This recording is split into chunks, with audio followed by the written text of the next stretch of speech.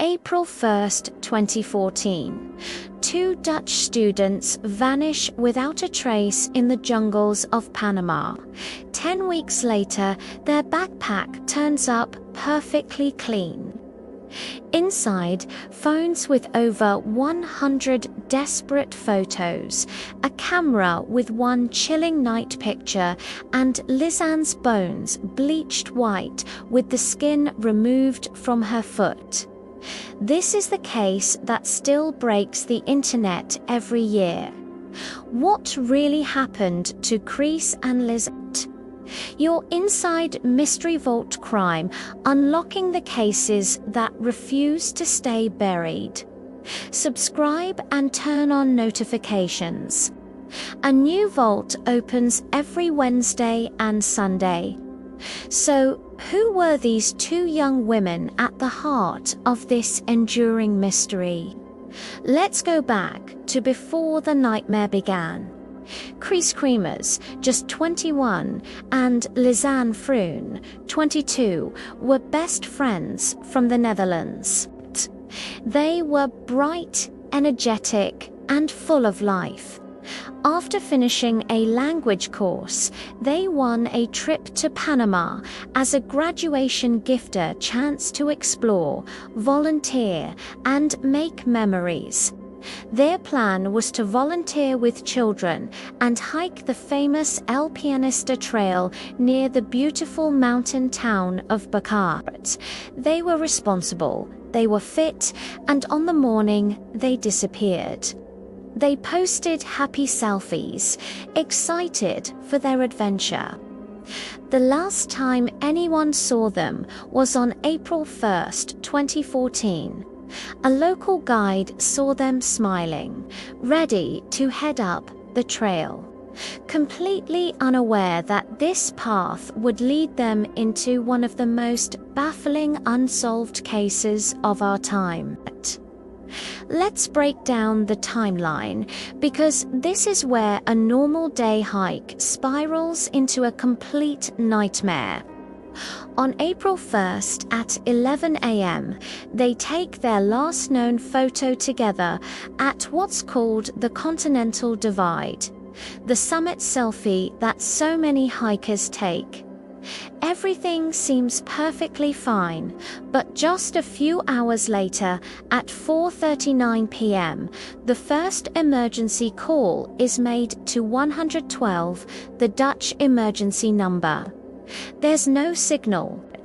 It doesn't connect. Over the next 10 days, a horrifying pattern emerges. From April 2nd to April 10th, a total of 77 emergency calls are attempted from their phones. The phones are turned on for brief periods, then turned off again, likely to conserve battery. This strange routine continues until April 11th, when the phone batteries finally die, and then silence. For weeks, search parties combed the dense jungle with no success. It was as if the girls had simply vanished into thin air. Then, on June 14th, nearly 10 weeks after they disappeared, a local woman finds their blue backpack on the bank of a river, nestled in a rice paddy 8 miles away from where they were last seen. The contents of that backpack are what turned this from a missing persons case into an international obsession. Inside, things were strangely neat. Both of their phones were there. There was $86 in cash, untouched. 2 bras were folded neatly, and Lisanne's passport was there, but strangely, Kris's was missing. The most disturbing part: the phones still had battery life when found, one at 90%, the other at 50%. This discovery raised more questions than it answered, and led investigators to the evidence that still haunts us today. The digital trail left behind on their phones and camera is the core of this mystery. Between April 8th and April 11th, over 100 flash photos were taken in the dead of night. Most are just pitch-black darkness, disorienting shots of rocks, leaves, or the sky. It's frantic. But one image stands out, a truly creepy picture of the back of Kris's head, showing what appears to be blood in her hair. What were they trying to capture? Were they documenting something, trying to use the flash as a light source, or was someone else taking these photos? The physical evidence is even more grim. Weeks after the backpack was found, human remains began to surface along the same river. A boot was discovered with Lisanne's foot still inside, but the skin had been cleanly removed. Kris's pelvic bones were found, and separately, her jean shorts were located bizarrely folded on a rock. The bones that were recovered were bleached stark white, almost as if they'd been chemically treated. Forensics found no animal marks, but some bones showed traces of lime or phosphorus, substances that can accelerate decomposition. There were no signs of a struggle, no ransom note, and no suspects.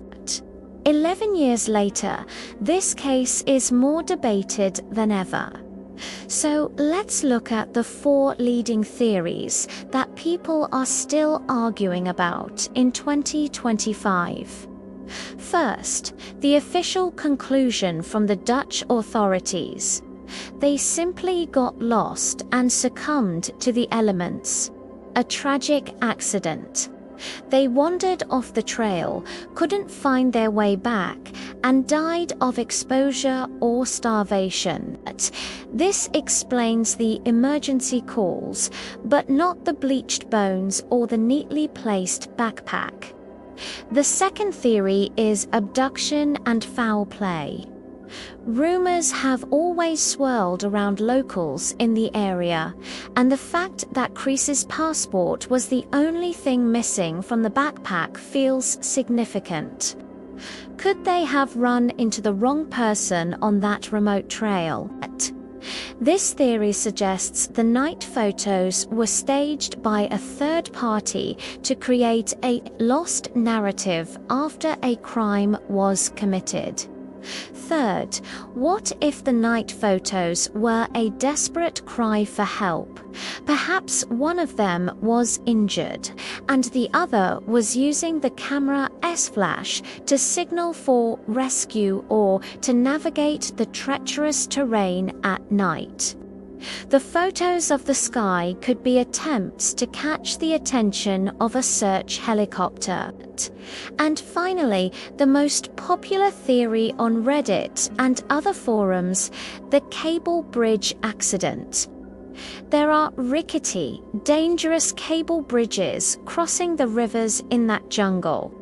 The theory is that one or both of them fell from a bridge, leading to an initial injury. The river then swept their bodies and belongings downstream, scattering them miles apart. This could explain the separate locations of the remains and the backpack. 11 years later, the Panamanian police still refuse to release the full set of death photos. Was it a tragic accident in a brutal, unforgiving jungle, or is someone still walking free, holding the final piece of this terrifying puzzle? Comment your theory right now. I read every single one, and the best, most detailed explanation gets pinned to the top. The next vault opens this Sunday. Hit that subscribe button so you don't miss the next nightmare. This is Mystery Vault Crime. Some trails should never be taken.